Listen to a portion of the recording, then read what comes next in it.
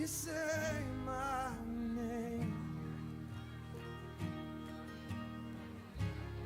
All the voices that once fill my head, they are gone when you speak. When I see your face, everything changes in the radiance of your smile. You got this way of chasing away those shadows that hang around. Yep. And I fall down again, finding out who I am. I fall down again, finding out who I am.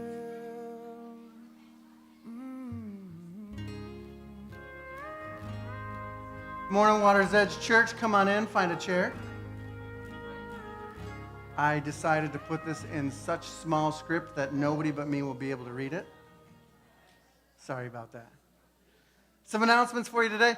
We've got youth group tomorrow at the Flynn's home. So tomorrow at the Flynn's home, 6:30, 9 and up, 9 to 13 in particular, if you want to go there. If you need directions, come talk to me, and I'll get you there. So Flynn's home tomorrow night. String night worship. We have some of our college students that do just some free worship, 6 to 8 p.m. here Sunday nights. You're welcome to join them. We could use a volunteer next week to help with our kids' church. So if you say, hey, you know what, I could help next Sunday, there's a sign up on the back over there. Also, if you're interested in helping lead kids' church, be a part of youth groups, college ministry, men's ministry, women's, prayer, parenting courses, helping serve through worship, cleaning, hospitality, or other areas upcoming this school year, please let me know. I'm in the process of sitting down and trying to figure out who's going to be doing what and how we're going to order that and how we can work as a team to better minister to the people around us, right? So if you're interested, let me know. Also, I've been told that there's a few different people within our congregation, some that don't currently go to our congregation, that are like, hey, we could use some help. So if there's anybody that's like, I'm down for a physical project, cutting some wood or power washing or something along those lines, please let me know. I'm going to put a team together, a couple teams maybe together, and just do an afternoon or an evening of just some work. And so if you're like, hey, you know what, I could do a day, but I don't necessarily want to commit to a full year of ministry doing this thing, guess what? We can be a blessing in a day. All right? So if that's you, come let me know. All right, as is tradition with our church, we're going to stand up and we're going to read through a verse before getting to worship through song. All right, so go ahead and read this with me. Proverbs 3, 5, and 6. Trust in the Lord with all your heart and lean not on your own understanding. In all your ways submit to him, and he will make your paths straight. Heavenly Father, I just thank you for your goodness. God, I ask that you would just bring your light in. We're thankful for your sunshine. We're thankful for your goodness. We're thankful for your faithfulness in our lives. We desire to honor your name today. Help us honor your name.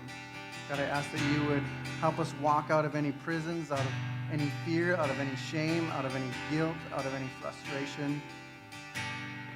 God, help us walk into freedom, into glorious freedom. Help us invite others to come alongside us. And help us give some praise back to you. This is in Jesus' name. Amen.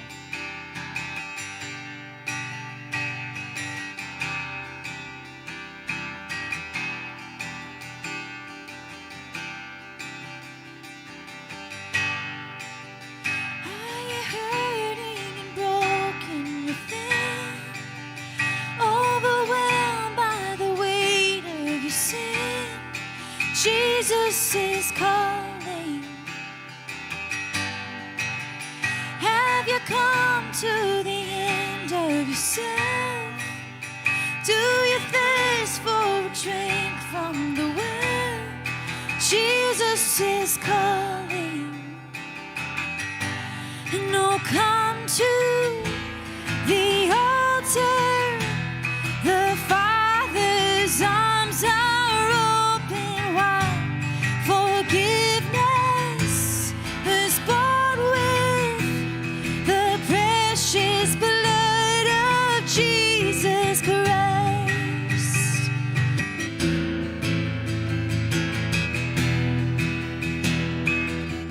Are you hurting? Are you hurting and broken within? Overwhelmed by the weight of your sin? Jesus is calling. Have you come to the end of yourself? Do you thirst for a drink from the well? Jesus is calling.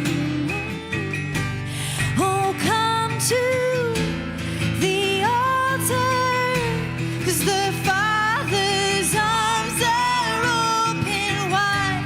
Forgiveness was bought with the precious blood of Jesus Christ.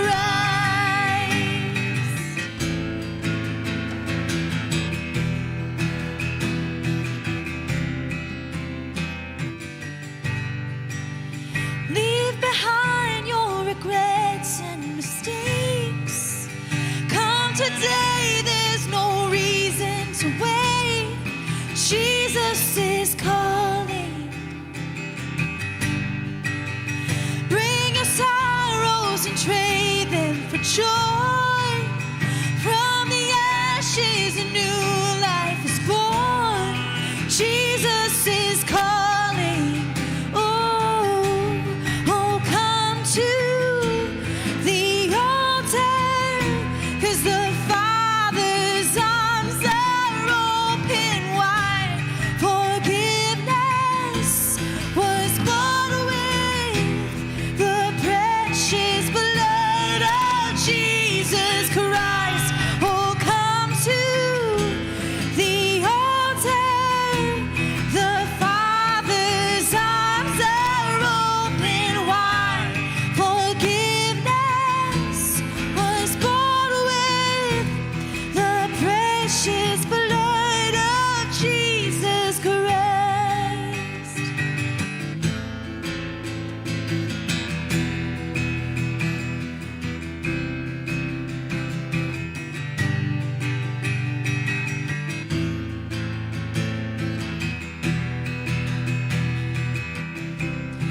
And oh, what a Savior! Isn't He wonderful? Sing hallelujah! Christ is risen. Bow down before Him, for He is Lord of all. Sing hallelujah, Christ is risen. Oh, what a Savior! Isn't He wonderful? Sing hallelujah, Christ is risen. Bow down before Him, for He is Lord of all. Sing hallelujah, Christ is risen.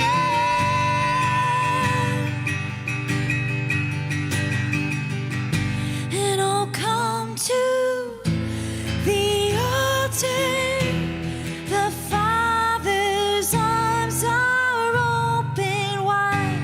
Forgiveness was bought with the precious blood of Jesus Christ. Oh, come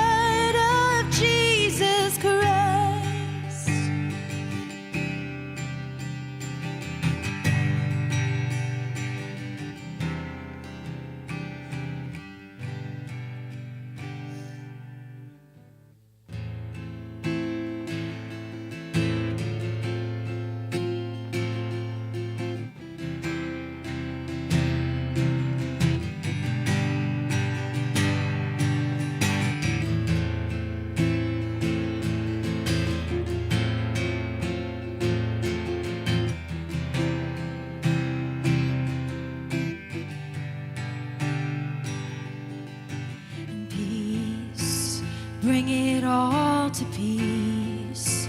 The storm surrounding me, let it break at your name. Still, call the sea to still, the rage in me to still every wave at your name.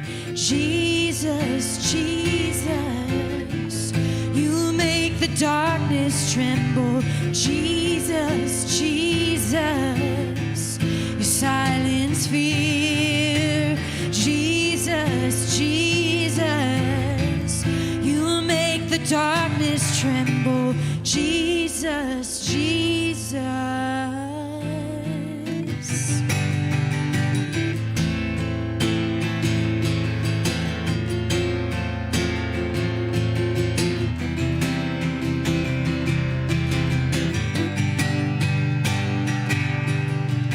And breathe, call these bones to live, call these lungs to sing once again. I will praise again.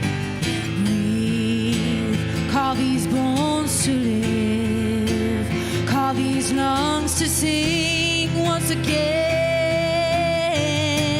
I will praise, and Jesus, Jesus, you make the darkness tremble. Jesus, Jesus, you silence fear. Jesus, Jesus, you make the darkness tremble. Jesus, Jesus.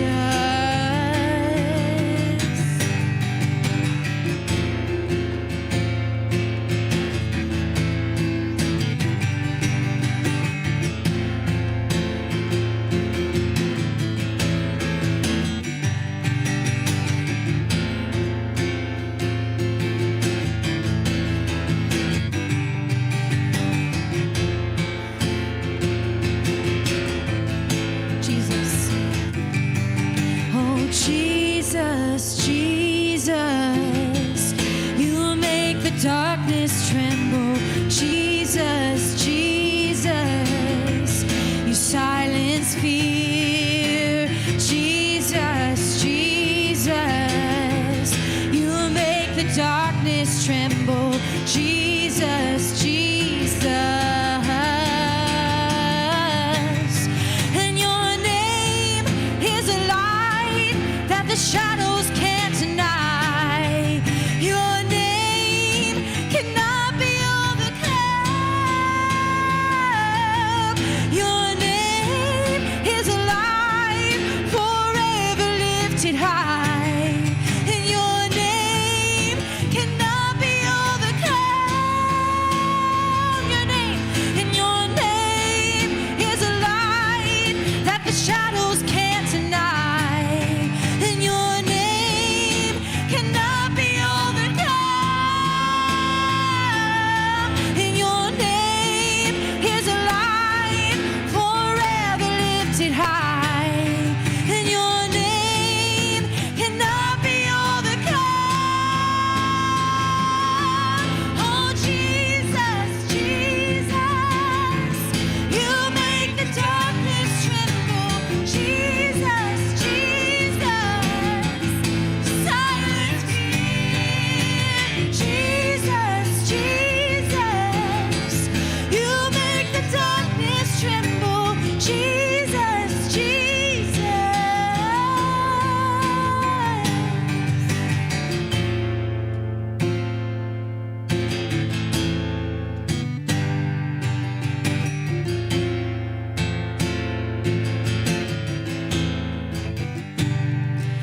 Cause your name is a light that the shadows can't deny. And your name cannot be overcome. Your name is alive, forever lifted high. And your name cannot be overcome. Your name is a light that the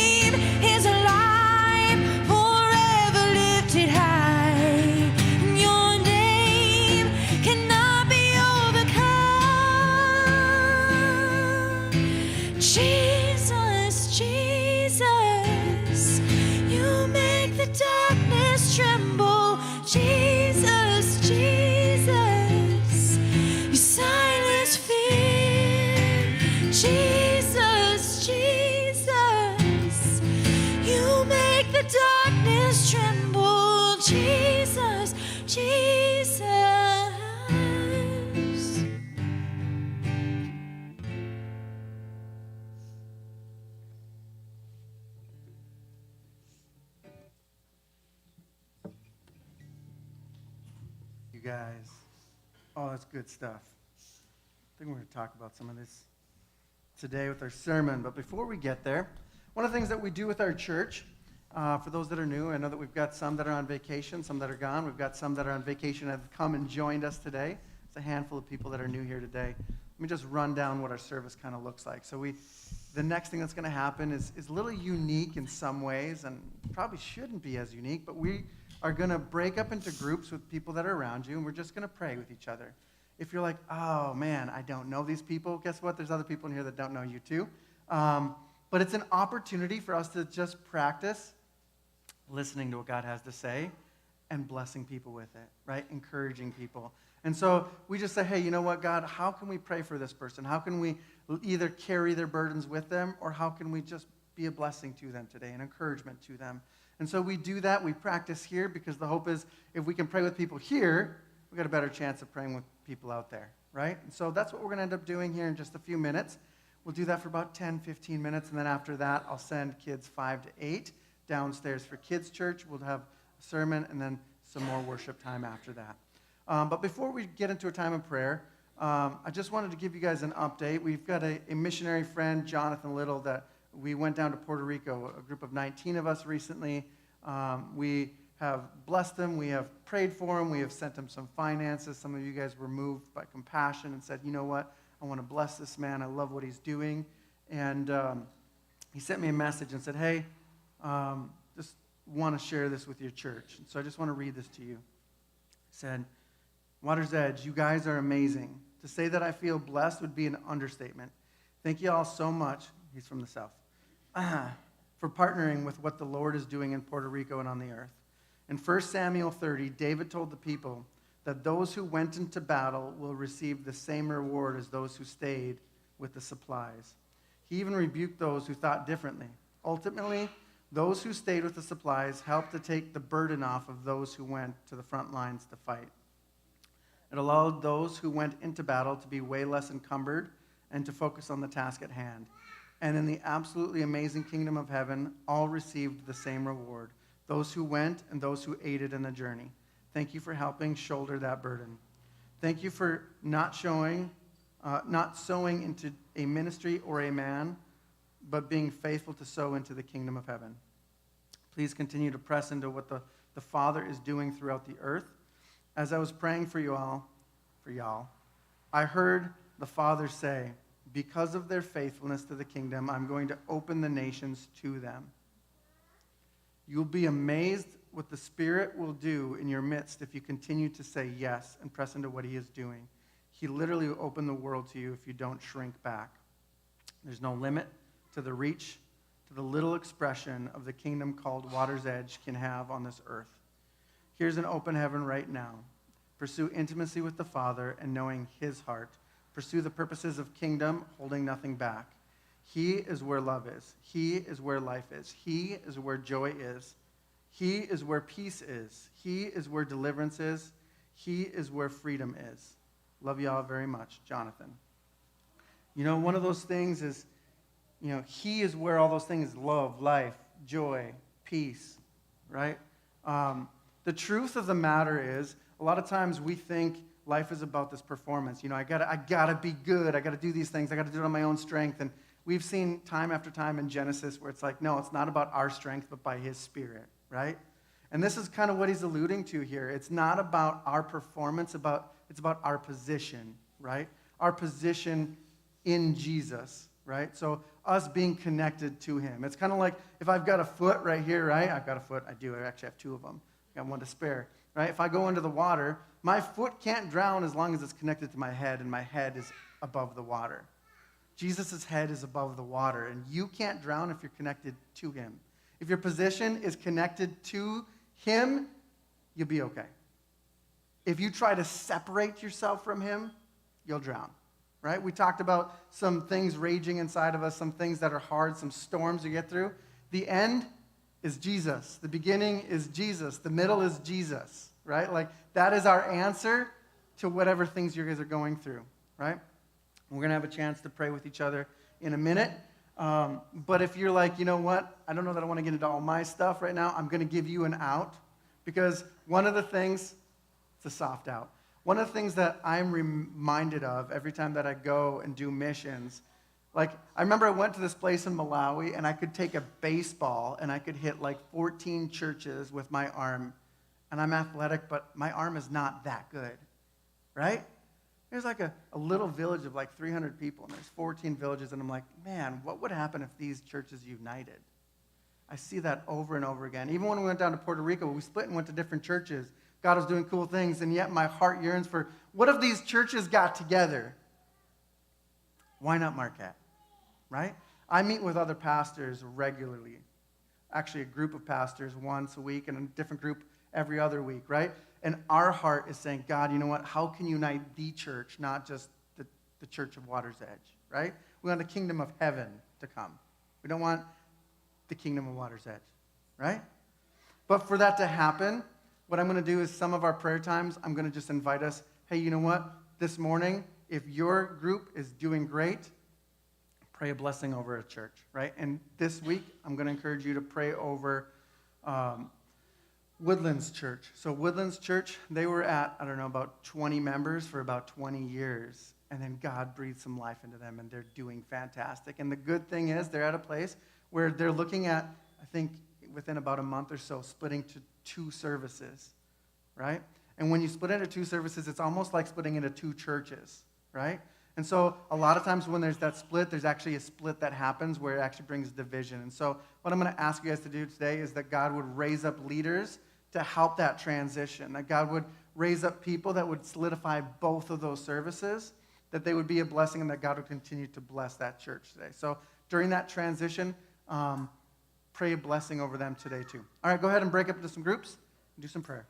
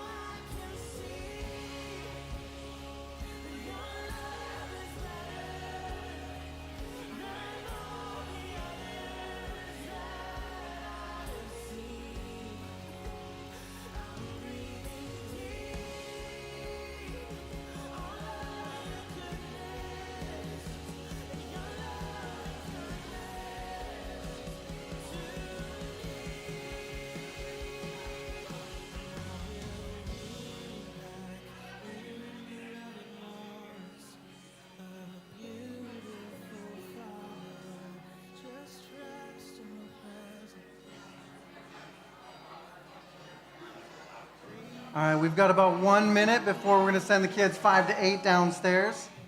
And we'll start with our service here, the sermon.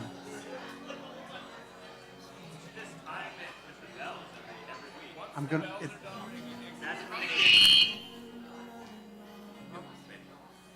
don't happen at the same time. For the Monsignor, sometimes it takes his time. Yeah, you could do it whenever. And sometimes they do it based on stuff that's happening in Rome. And so they do it worldwide at the same time sometimes too. Based on what color? We should get our own bells. You know all about unity.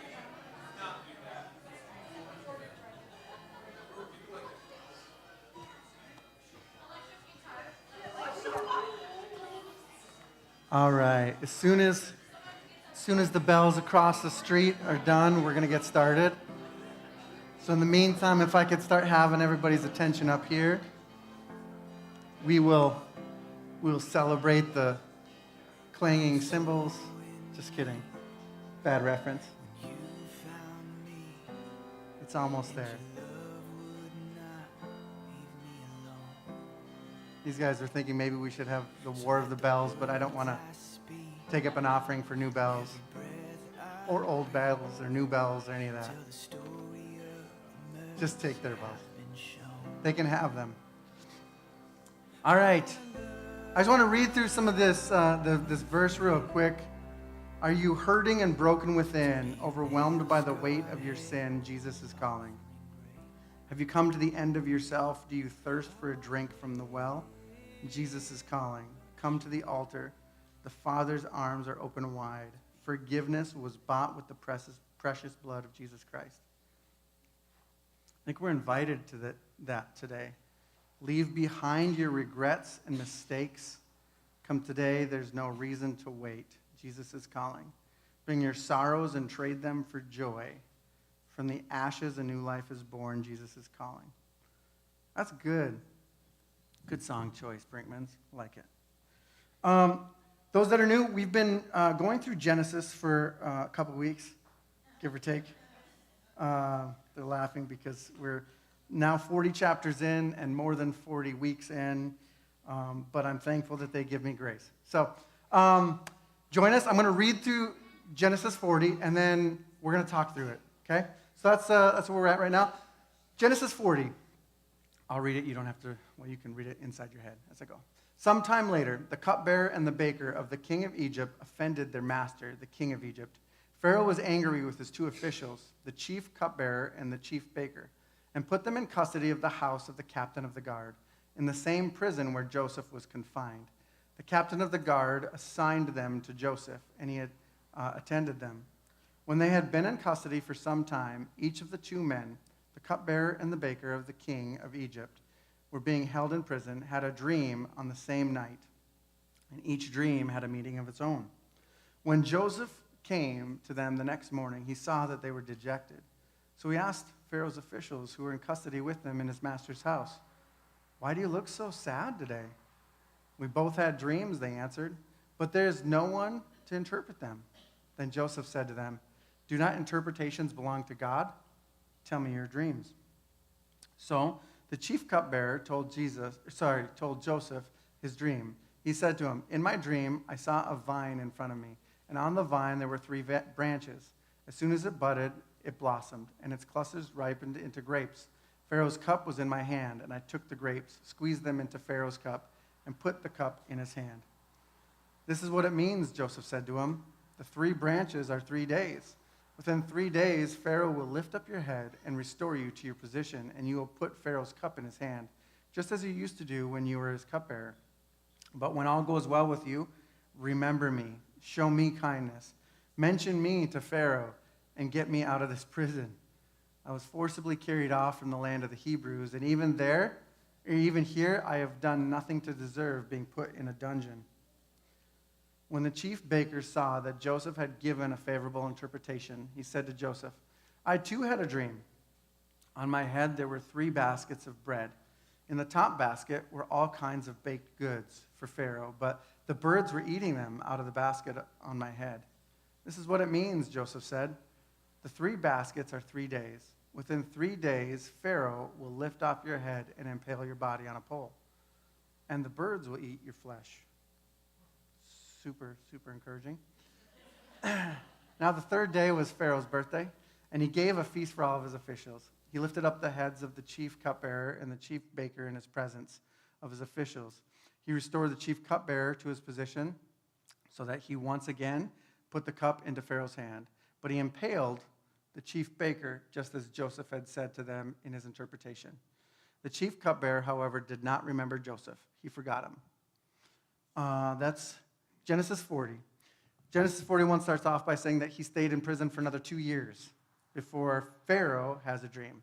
Okay, so I'm going to give a little bit of context to this, and then I want to tell you a little story, and then we're going to get back. Okay, so jumping back a few weeks ago, we talked about how Joseph gave an evil report of his brothers to his dad. And his brothers, they didn't like it so much, right? They were angry with him. And then on top of that, he had this dream from God, mind you, this dream from God. And he said, hey, you know what? Good thing. You guys get to serve me someday. And they were like, don't like you even more, right? And he's like, hey, you know what? Let me double down. I got another dream from God. Hey, Dad, you should hear this too. By the way, you know what? The sun and the moon and the stars, everything was bowing down to me. And he's like, are you kidding me? Like, man, your mom has already passed, and you're going to wait a second. Is this your dream, Joseph? Is this your fantasy, or is this what God is having? There's this tension that's happening between him and his brothers and him and his dad, right? And so there's this stuff that's happening, and it started with him having an evil report, and Dad's like, you know what? Go check on the brothers and bring back a good report this time. So he goes to his brothers. Is a good report coming? No. He gets his robe stripped off of him. He gets thrown into this dry cistern, right, into this pig. He gets sold into slavery, goes down into Egypt. Now he's a slave. He's working at this guy named Potiphar's house. And he gets to this place with Potiphar where everything is under his authority. Like, Potiphar has complete, hey, trust in this guy. You know what? This guy, you can do anything. Everything is yours. You can have your fingerprints on everything but one thing, my wife. Don't touch my wife, right? Everything else, under your authority, right?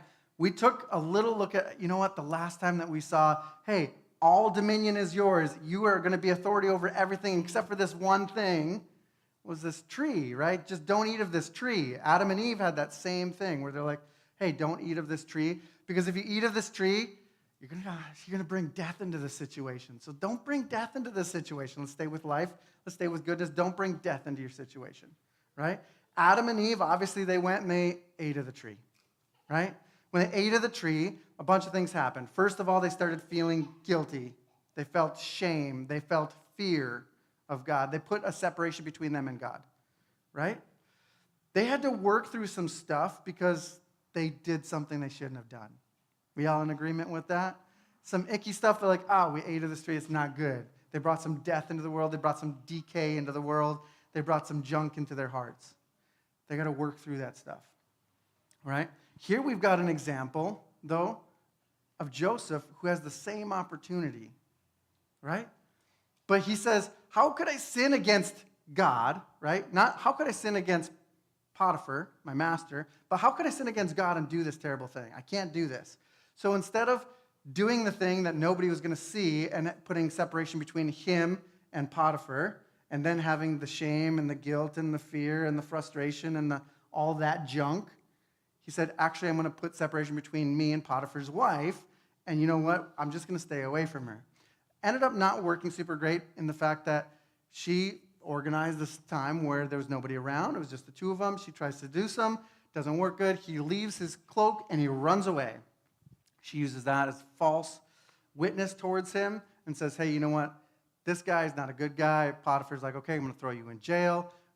Potiphar, we find out that he is the captain of the guard, right? And so he ends up going into prison. Okay, we're all good with all that stuff. That's kind of the background coming into this story. And then we find out these other two guys get thrown into the same spot. Well, Joseph, it gets elevated to being in charge of this whole thing. It's like if a warden was like, hey, you know what, Paul, you're in prison, but you seem like a good guy. I'm going to give you the keys to all the cells. I want you to take care of all the inmates, right? He's got the keys to get out of jail at any time. Did he deserve to be in jail in the first place? No. How tempting would it be all those years to find a way to organize a way to get out? To be like, this is not the thing that God gave me a dream about before. I'm going to run home to my dad. I'm going to go make things right with my brothers. Like, you got to think, years sitting in a prison, you've got to have some of those thoughts. At least I would. I don't know, right? So sometimes when I look at these passages, I start saying, okay, God, what would I do if I was in these situations? What would I do? And he reminded me of a story, a season of my life that he wanted me to share with you this morning, which was really encouraging and affirming at some level for me. But those of you that know, I've done a lot of random jobs, but one of them was I was working at a Christian camp in Arizona, right? I was down there for a few years. When I went, my wife and I, we had a lot of confidence that God was the one saying, hey, this is where I'm taking you, right? And so we said, okay. We went into debt to move my family down there, right? So we moved down there on faith, walking by faith, saying, you know what, God, this is where we're supposed to be. We're going to do this thing, right? About 3 weeks in, my boss, and I was one of the managers, so there's 3 of us managers, but on paper, I'm actually the second in charge at the camp. So when the director is gone, everything went to me for final say, right? So you know what? I was one of the managers. I thought, hey, we're doing well. I'm busting my butt. I'm like working hard. And he goes and he praises me to everybody, you know, and then like 5 minutes later, I get this devastating email. And I'm like, I feel terrible about myself right now. And I'm like, man, I'm going to go talk with him. So I go and I talk with him, and I confront him, and we talk, and I do it with respect, and I respect his authority, and I'm trying to, you know, like work it through and talk things through, but I still kind of like left feeling slimed, like, man, this guy doesn't see my heart, doesn't see who I am. And I just moved down here, and like I was walking away, and I felt a little dejected, and one of the other managers looked at me and said, got an email today, didn't you? And I was like, yeah. Yeah, well, you're not alone. I was like, today? And he's like, no, this is what he does. I was like, what do you mean? He's like, yeah, even before we came, it's been something that all the managers for, you know, a long time, we call them soul-sucking emails. I was like, it's pretty apt. He's like, you know, we were glad that you came down because it meant that we were going to have a little reprieve, but you'll probably be the new whipping boy at some level. And I'm like, I don't like that either. You know, so I'm like 3 weeks in, and I'm like, I'm going to get more of these emails? And they're like, yes, don't take it personally. You have to make sure that you're doing what you actually are supposed to be doing, and you follow what God's doing. But yeah, you're randomly going to get these things that come out of nowhere, and you're going to be like, man, am I a good human being? Like, man, this is terrible, right? And so like, it was pretty early on that I was sorting through some of that stuff. Ange and I sat down. I mean, we're a couple months in, and we said to ourselves, we are not going to run. God has called us down here. We are not going to leave until he releases us, right? Now, in those years, there were times where it was really hard, right? And not only like I had outs. I mean, even to the place where like people that knew of me were offering me jobs, way more money, way more paying for my transition, paying for my family to move. Like I had, okay, we could do this thing. It would be really good. It's my skill set. I know it. Here's an out. We can do this thing. Either I wouldn't have peace or Andrew wouldn't have peace. So we said, you know what? The filter we said is, God, are you releasing me? And he'd say, no. And we'd say, okay. I mean, it would get to the place where like, there was this weird thing where God increased my favor with the other people that I was working with, the people that came in underneath me, the guests that came to me. He continued to increase my favor. But the more he increased my favor, the more it kind of challenged the other guy, right? And so there was this weird dimension that happened. And we felt like he was trying to force us out a couple times where it was just like, God has told us to be here. I would love to be out. And you're going to tell me, hey, you know what? Last year, we did some stuff with the finances. We actually need you to take a pay cut. God, this is a great time for me to be out right now. Can I be released? No, not released. Okay, cool. Got it, all right. No problem. Got a baby coming. Got another kid. Got a family. $26,000 is great before taxes. We can do this. This is sustainable with debt. It's tough. right? God hadn't released us yet. It wasn't him, my boss, that kept me in what felt like a prison, right? It was the fact that I was under a different authority and I was working for a different king, right? So it wasn't about the money. Like I went home and you wrestle through this thing inside where you see your family kind of in struggling stuff. And we have a son who ends up having all sorts of problems of sickness and everything else. And like it kills you as a dad. And you're like, man, I feel like I could do a better job of taking care of my family, but God has not released me from where I'm at yet. And we had time after time after time where we had options to get out. And God said, no, it's not time. And then the one time, we're pregnant with number 3, right? And we ended up waking up in the same morning, and I look at Ange, and she looks at me, and we both say to each other, God has released us today. That day, I put in my 3-week notice, not having a clue what my next job was going to be, not having any money, not knowing anything, only being able to walk by faith that morning we heard, God says, you're done. You're released. Okay, God, I trust you. I mean, we put in, we were like, you know what? God has called us to the UP. We're going to be back in the UP at some point. Maybe it's time to go back to the UP. We got a U-Haul set up to go to Marquette. And we're like, all right, 3 weeks from now, we're driving up to Marquette. A week later, I get another call and said, hey, you know what?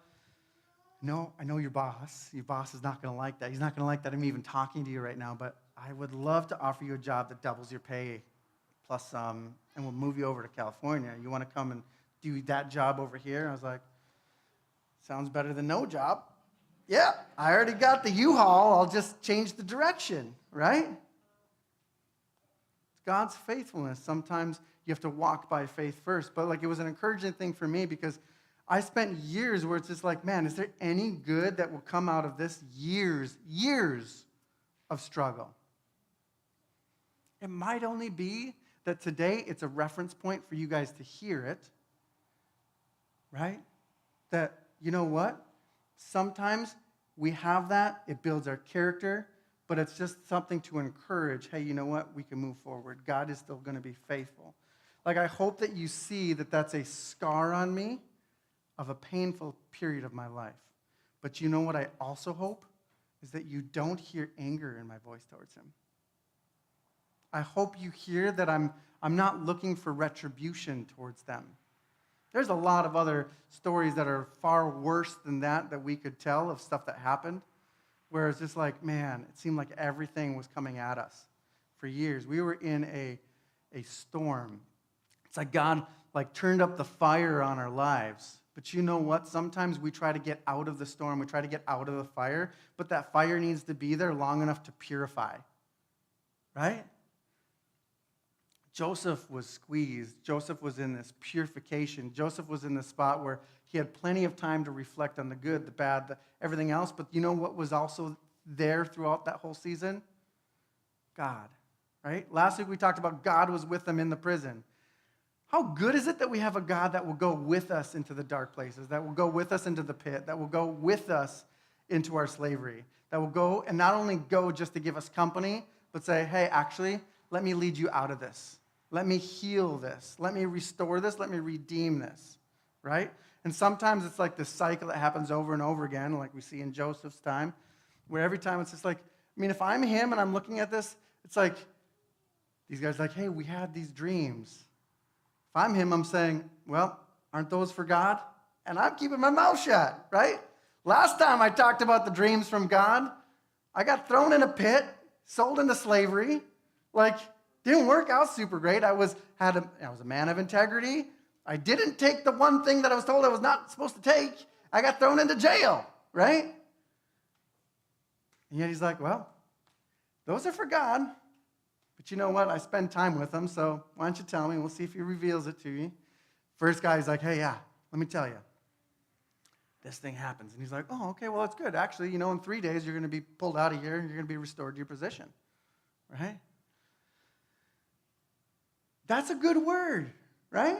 Everybody's excited about that. Everybody's like, oh, okay, good. I got a chance to bless this guy. And you know what? It's bold. I put a time frame. 3 days from now, this thing is going to happen. You've been in jail for a while, right? Kind of puts his reputation at risk if 4 days from now happens and they're both still in jail, right? But he had the boldness to say, hey, this is what God is saying, so let me tell you what it means. Right? Second guy is like, hey, you got a good one, and you seem like you're feeling good. I'm going to tell you mine. And equally boldly, he says, oh, by the way, this is what this means. You're actually going to be impaled in a few days, head cut off. And impaled, like one of the words is actually, you're hung on a tree, is one of the translations, which this is the first reference of being on a tree, you're impaled with stuff. Anyway, that's another thing. That's got to be tough. I mean, it's a challenge for us, right? Because like even me personally, there's a lot of times where I practice all the time trying to listen to God's voice in me, right? And what God is saying. And I try all the time to try to listen and be a blessing and to encourage.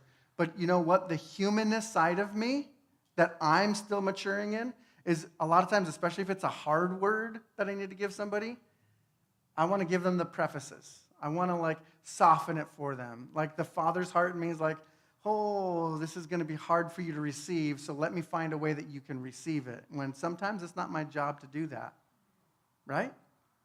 I need to get better at that. I don't know, maybe you guys are all great at all that stuff. But that's a hard thing. And Joseph, in his humility, is like, you know what, let me give this to you straight with the one guy. And then, hey, let me give this to you straight with the other guy.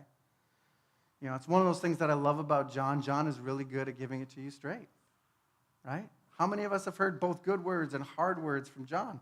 A lot of us, right? But the fact of the matter is you can trust it because you know that he's not sugarcoating those things, right? You've heard a hard word? Well, good. You probably needed a kick in the pants, right? May God help me and give you guys some kicks in the pants. Just kidding. Kind of. Going all the way back to the start of the verse. The cupbearer and the king of Egypt offended their master. The Hebrew word for offended their master is the same thing that happened with how could I sin against God? Those words are translated two different ways from the last chapter to this chapter. But basically, they're in prison for at least the perceived same thing at some level. Now, do we know what the cupbearer did? Do we know what the baker did? No, we don't really know, right? They offended Pharaoh, right? Let me just talk about these two things real quick. So the cupbearer, he's the guy that anything that Pharaoh needs to drink, he's got to take a drink of, right? So he's going to take the first sip to make sure that he's not poisoned, right? Because if you want a coup and you want to take out the Pharaoh or king, you just, easiest way is poison him. So they said, hey, you know what? This has happened too many times in history. I'm going to have a guy that I trust that's going to take a sip of everything before I do, right? Kind of same thing with the baker. He's got to make sure he doesn't poison through food, right? So like it's more than just poisoning, though. It's more than just a guy that really loves wine and is a good buddy of his, and so he's going to take a sip of wine every time. It's more than that. This guy would have like overseen, you know, all the vineyards to the making of the wine, the keeping of the wine to make sure it was good. To all right, I'm going to give you the best of the wine, and by the way, I'm going to take a sip just so that you can see that I'm putting my seal. There's only life in this. There's no death in the wine, right? No death for you. There's no poison. We're all good, right? This is a trusted guy. So my guess is these guys, when they just offended Pharaoh, it's not like, hey, Pharaoh, you've got bad hair. You know, like, I don't think it was that. I don't think it's like that level of offense because you're putting these two guys in a spot where they're pretty trusted people. If it's a life and death situation for these positions, there's some level of trust that you have that they're not going to try to trick you, right? So probably was something significant that threw them in jail. What it was, I don't know. If you know, you can let me know. But, okay, so put him in custody in the house of the captain of the guard. Where did we hear captain of the guard before? Potiphar, last chapter. So we're talking probably still under Potiphar, now also under Joseph, in this dungeon is where they're thrown, right? Okay, they both have dreams. They go through the dreams. I just want to pause and just say this, though. When Joseph came to them the next morning, he saw that they were dejected. So he asked Pharaoh's officials who were in custody with him in his master's home, "Why do you look so sad today?" we can read over that sometimes and not stop to, like, think about it. Like, if, like, we have the ability to, like, see the big picture sometimes. Like, we can read everything. We have the ability to be hindsight 2020, but also, like, know more of the story. Like, if you're in Joseph's shoes, does he even know why his dad isn't coming to find him? Right? He doesn't know that his dad thinks that he's dead. Think about that for a second.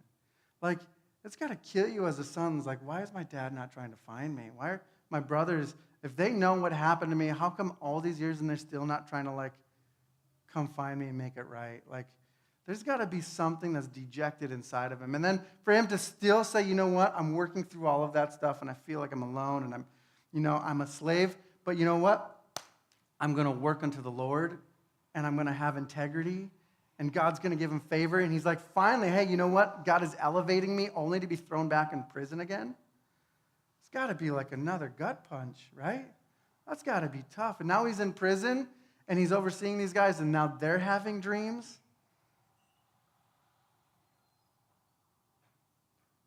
If you live in anger, if you have bitterness inside of you, right? If you have death in your cup, so to speak, the last thing you're going to feel for others is empathy.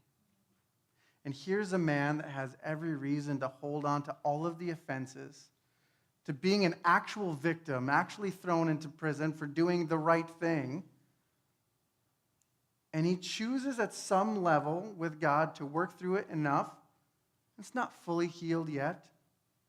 But for him to embrace empathy for these other two guys that actually are thrown in jail for a similar thing that they actually were probably guilty of. Right? And for him to look at them and say, man, why are you guys sad today? Man, may we have that kind of empathy for others. But also if we don't have that kind of empathy, it might be a red flag that, hey, God, maybe there's some unfinished resentment, bitterness, anger, frustration, stuff inside of me that I'm holding towards, I don't know, fill in the blank, that I need to resolve before I can have empathy for them or empathy for the people around me.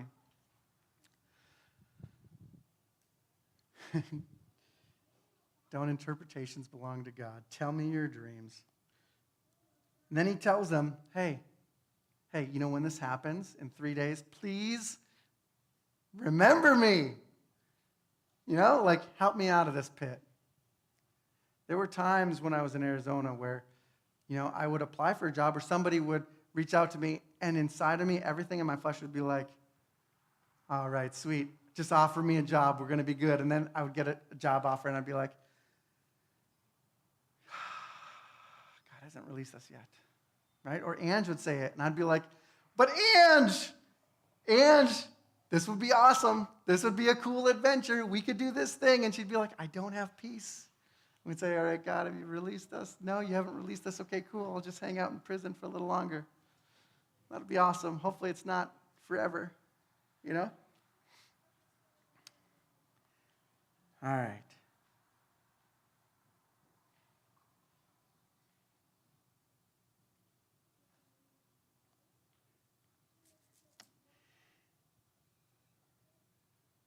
The chief cupbearer, however, forgot him, left him in jail for 2 more years. We're going to start the next chapter talking about Pharaoh having a dream 2 years later. And again, it's this Groundhog's Day thing, right? He had his dreams. Then he had this interpretation for the dreams for these guys. 2 years later, Pharaoh has dreams.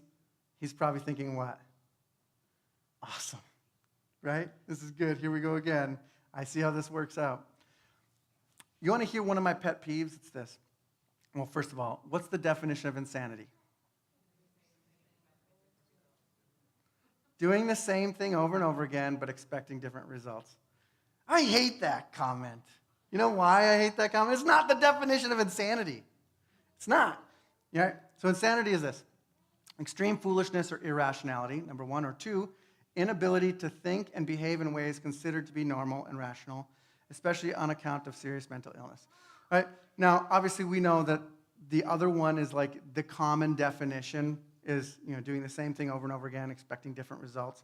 If we apply this to Joseph's case, every time he has this opportunity over and over and over again, but he's supposed to expect different results, right?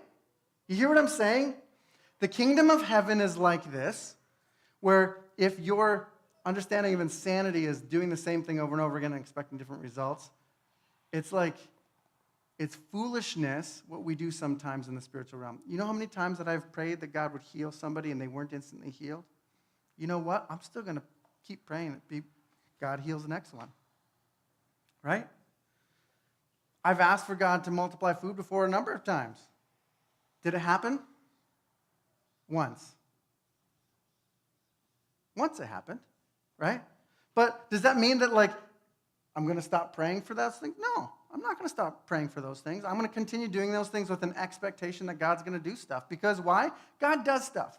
But also I've realized that sometimes we go through these cycles over and over and over again because God isn't done redeeming something from the last time. Right? It's almost like this chance to okay, I can be restored. It reminds me of Peter who denies Jesus 3 times, right? 1, 2, 3. Last time was in front of a charcoal fire. And when Jesus goes to restore Peter, what does he do? Only other part in the Bible where he makes a charcoal fire and says, hey Peter, do you love me? How many times did he ask him, do you love me? 3 times, right? It's like the exact same scent, exact same fire, right? It's like this thing that God does sometimes where he brings us back to something before, and for us it triggers, oh, this is insane that I would expect anything different to happen out of this one. And God's like, it's foolish for you to keep trying on your own. Let me lead you through this restoration. I want to redeem something. I know it triggers you, but you know what? I can work through your pain, but I have to work through your pain in order to heal your wound, right? So sometimes when he brings wounds back to you, the same situations back to you, it's not because he's an angry God being like, haha, remember that time that this hurt? Let me just put it back in your face so it hurts again. No, it's because it's this process of, well, I'm going off script here, but it doesn't matter. All right, so if you're going to go and you're going to take a tree and you want to graft something in, you have to cut it, right? And you cut the other one, and when both wounds are fresh, you fuse them together and you bind them together. And Jesus has gone through some of these same wounds. He's gone through some of the same stories. He understands what we're going through. But we have to have the vulnerability in that wound where we take the scab off and say, God, this is the thing that I'm working with. God, this is the thing that I've struggled with. This is the pain.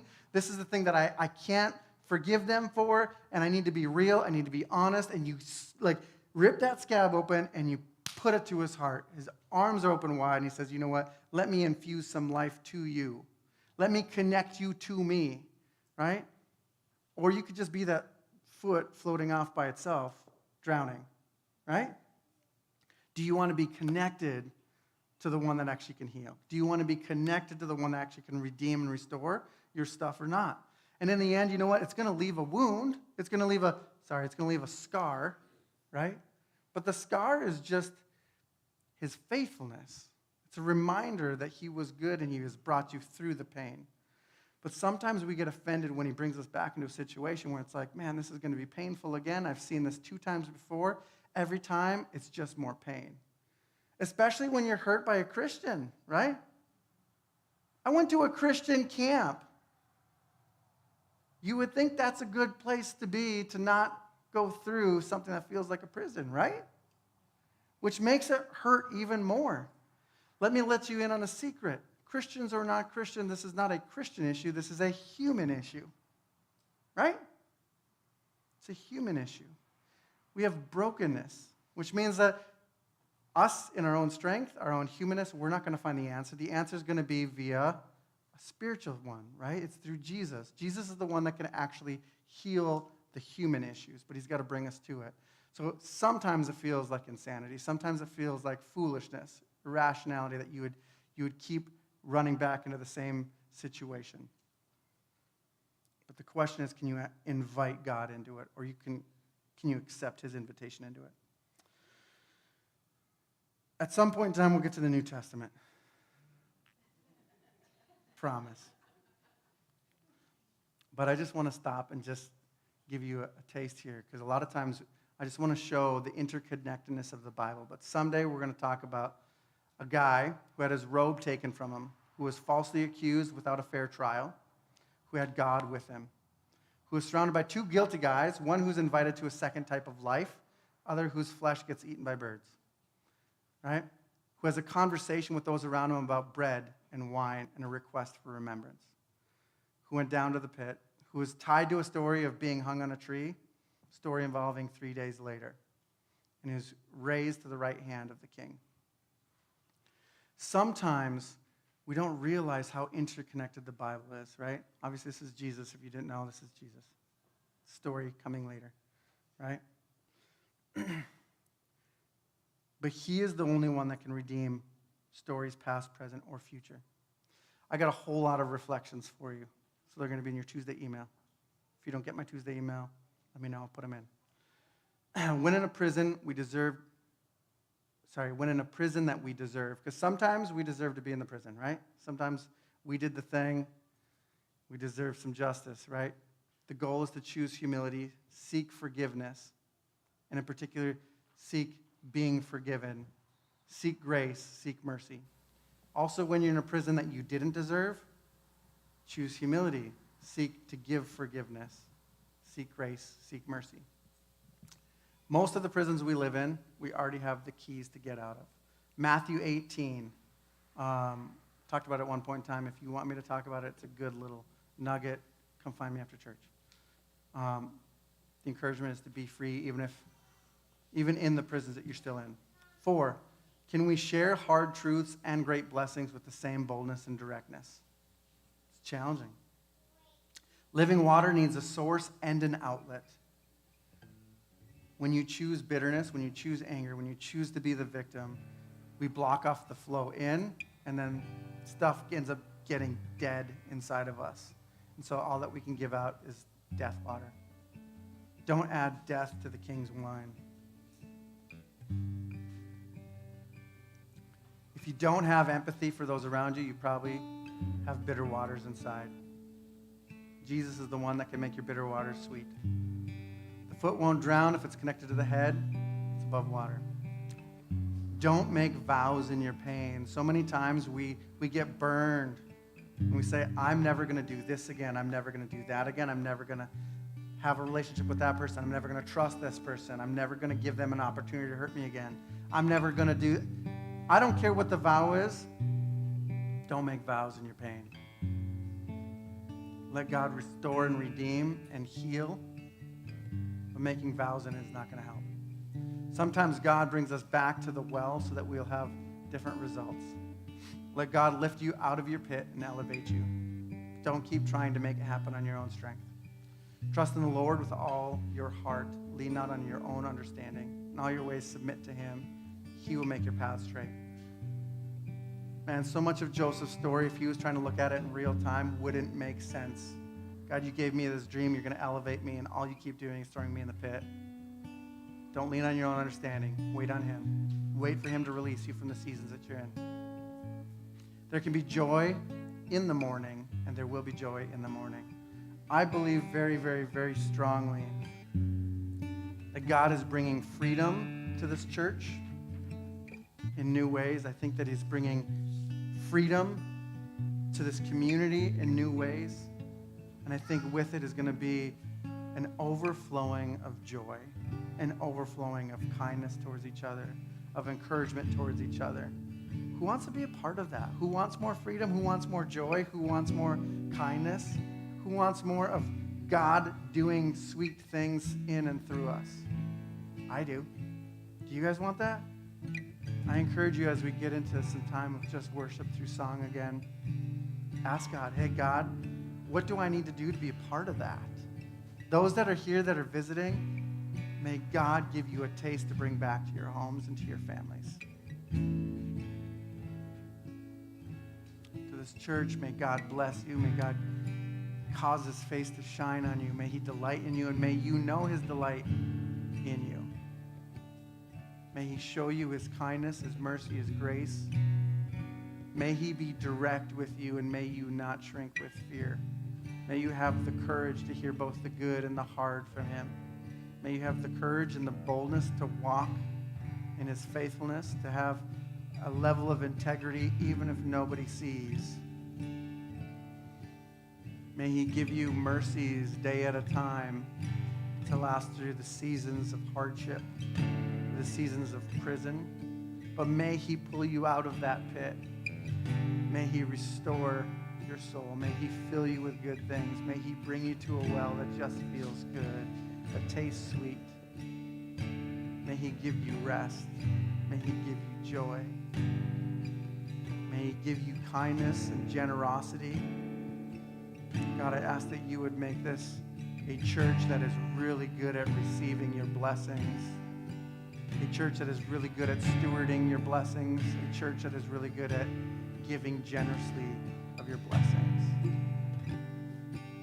God, we bless the churches that are in the city. We ask that you would bring a unity, a goodness, and ease. God, I ask that you would unite your body here.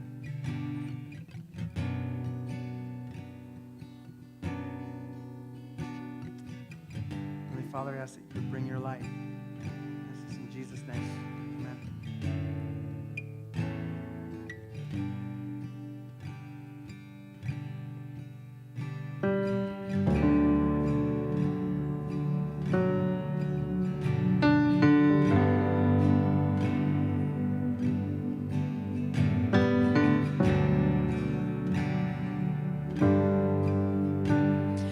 Holy, that's who you are. An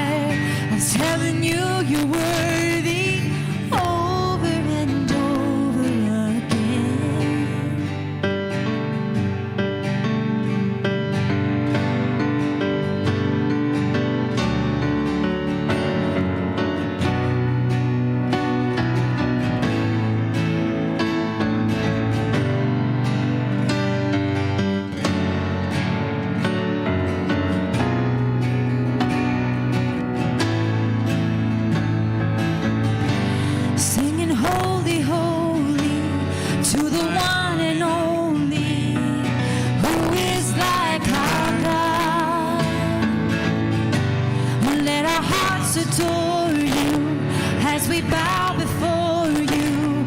There's no one like our God.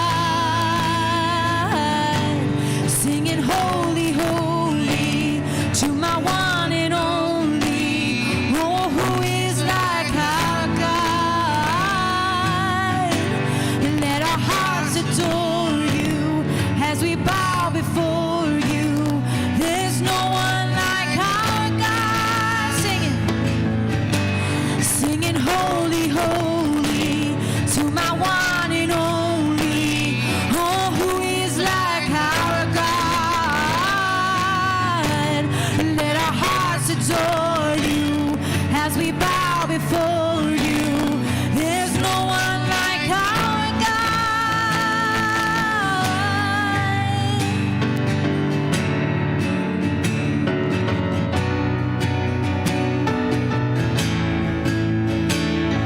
And I could never grow tired of telling you you're worthy. There's so many ways I could sing of your glory. I will never get tired of telling you you're worthy. There's so many ways I could sing of your glory. I could never grow tired of telling you you're worthy. There's so many ways I could sing of your glory. I will never get tired of telling you you're worthy over and over again. Over and over again. Over and over again. Over and over again.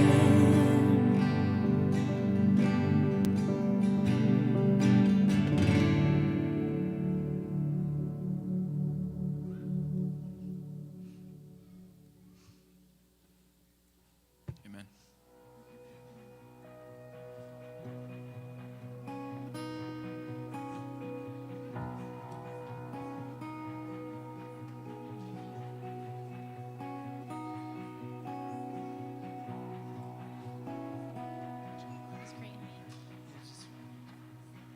Meet me down by the river, or come on down by the shore.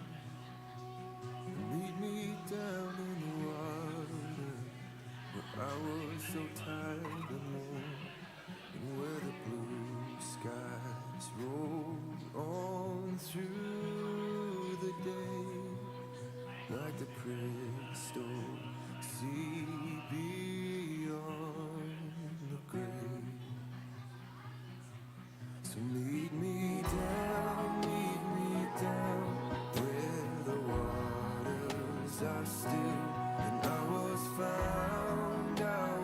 found, giving up my own will, where the mercy flowed through the waters below, and the day shines as bright as the sun.